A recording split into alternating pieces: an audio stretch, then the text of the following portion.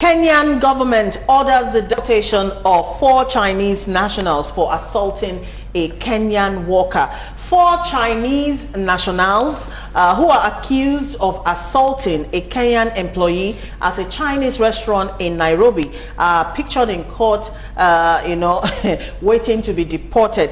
In a video that has since been trending, one of the Chinese men is seen flogging a waiter at the restaurant who is said to have come to work late before dismissing him. Now, the other 3 Chinese, 2 men and a woman, were in the background laughing when the assault was taking place. They were soon arrested after police investigations, and it was discovered that the foreigners didn't have a valid work document and immigration papers in the first place. All right, let's quickly go see that trending video. We'll come back.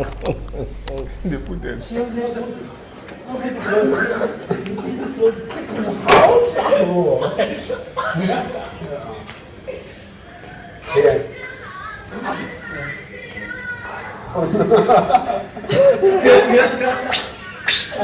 Faster, no beat, then I no beat.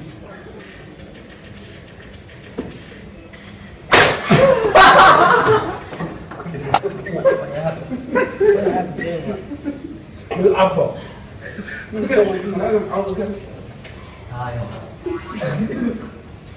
Má přijde, neměj čas. Svato.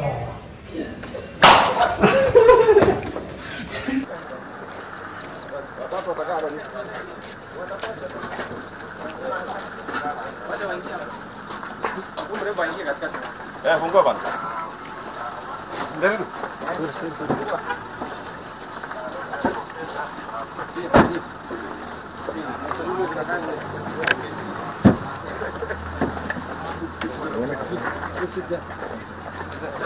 Go in. Go inside, front. Are you doing a job? Test. Come.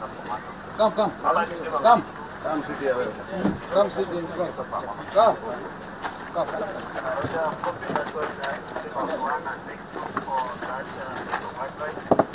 Here.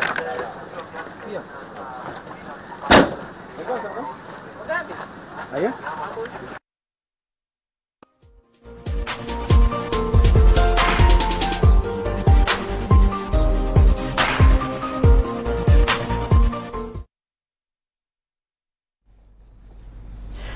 All right, 0802-836-8971, 0703-570-9407 are still the numbers, and they're open for SMS only. All right, gentlemen, yes, that's what took place in Kenya. Patience, I'm happy that what the giant of Africa cannot do, other small African countries are beginning to lead the way. I remember in 2018, if I'm not wrong, sometime in October or so, the NLC, suppose, because I don't believe we have one, said they were picketing some companies in Ogun State for the maltreatment of Nigerians. What came out of it? We know, I for one know quite a number of companies owned by Indians, Chinese in Nigeria that employ labor, but they're not part of the union. Their workers cannot join any union, because if you join, you get sacked. And I know that a lot of Nigerian private companies are maltreating their workers. A lot. What is our government doing about it? Nigeria is a country where the people are at their own mercy. Nobody cares for them. You have protection, is it a consumer protection agency? How many people have they convicted? How do they protect Nigerians? It brings us back to the question, what is the worth and value of a Nigerian life? Mazi. It's unfortunate that it happened, but far more than that is happening in Nigeria. I know some companies, these Chinese companies, that some of them are not even, they only went through either secondary school or primary school. They are called engineers, technicians here. They are even made to head the graduated persons here. It's unfortunate that something like that, I know a brother whose hand was amputated or cut off by a machine in Nigeria. I don't want to mention the company. Unfortunately, he was thrown out. I also knew a brother last year in my church who was coming to office, he was going to walk along Ikeja Oshodi Expressway. He had an accident and he called, his leg was almost cut off. He called his company. 3 days after, he was sacked. Something like this is being done even in Nigeria, more than this. Can you imagine an African, a Chinese man flogging an African on African soil? It's unfortunate. They got, federal government, you have seen it. What have you done to Nigerians that are being treated this way? Look at how they are being conveyed, in a very bad, like Molu or whatever, to the offices. And they make them to work more than 24 hours. Do you know, if you are, there's one company at, along Iju Road, I think they're into this reform. You cannot answer phone, you cannot laugh, you cannot sit down. Chinese company. And they are here in Nigeria, and Nigerian government, the labor you talk about, do you have labor? Okay, all right. I'm happy at least that we're commending, the Kenyan we commend them. for the prompt response. Yes, and, but something like that happened and Nigeria closed their eyes. Okay, all right, Mr. Shopito. Well, it's okay to talk of the government and all that, but the important thing is that all of us have a duty in this. I was discussing with some people yesterday. The moral standards in this nation have gone to the dogs. So, excuse me. So, the people who are supposed, look, there's supposed to be a labor, the workman compensation and things like that on our law books. Are they still in the law books? Are we sure that they are still there and there are people who will implement this thing for us?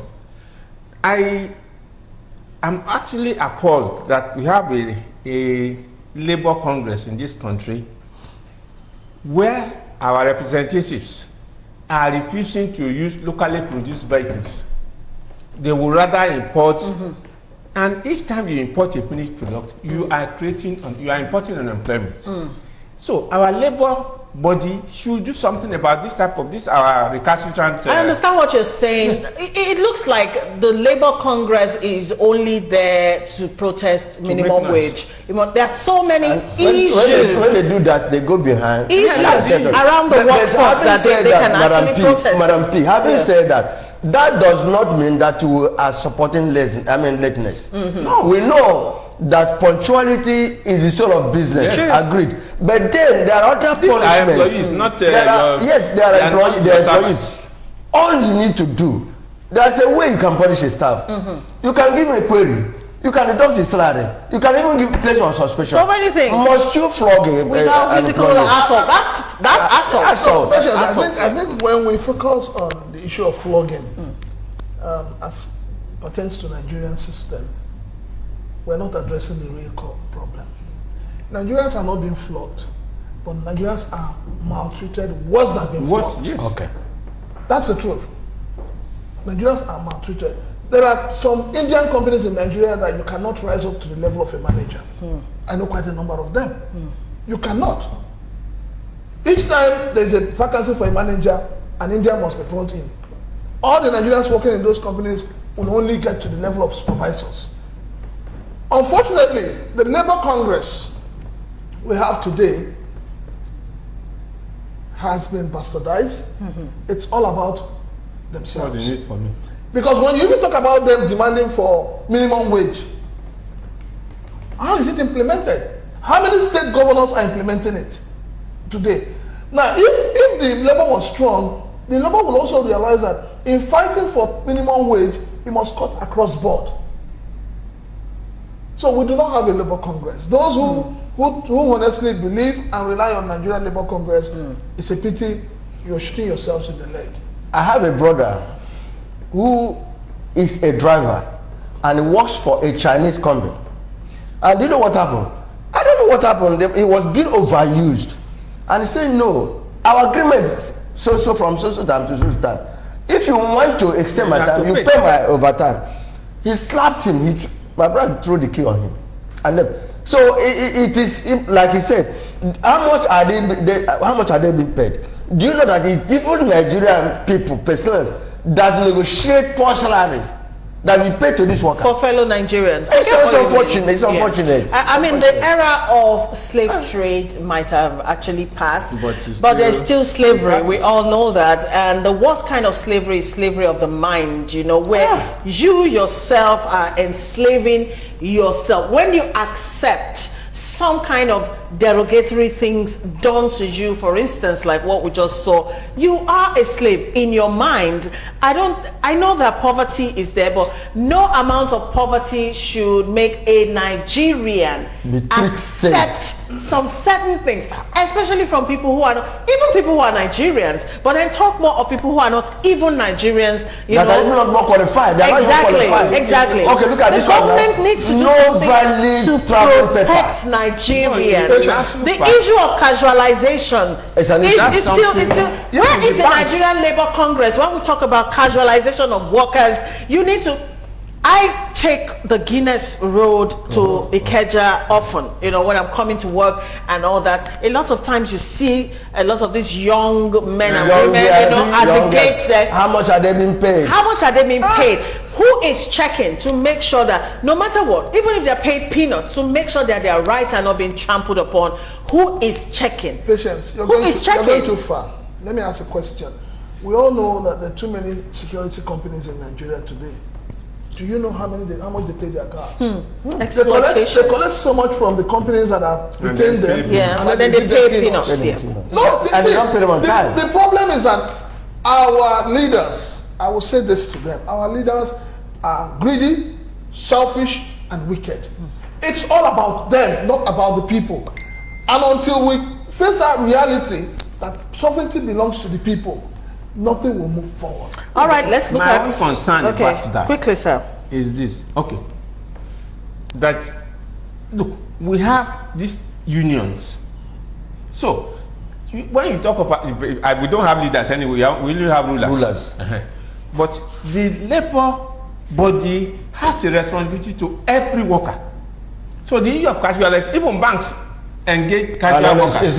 I think it's more pronounced in banks. So we don't need to mention the names. And then they be declaring. A lot of the people you see working in banks are not actual staff. You see them in uniform. Yeah, no, the tragedy really is that some companies take this thing as a contract. So they get paid per worker. What they pay per worker, I mean what they pay the worker eventually is just a pittance. It's just a small percentage of what they collect for each worker. So this are too many issues. Are you saying about that? What about your senators? How much do they go home? To pay minimum wage is a problem. So charity begins at home. It's selfishness, wickedness, and self-centeredness. When we are willing to liberate ourselves from them, we will all rise up to get to that state. Not a show type of revolution.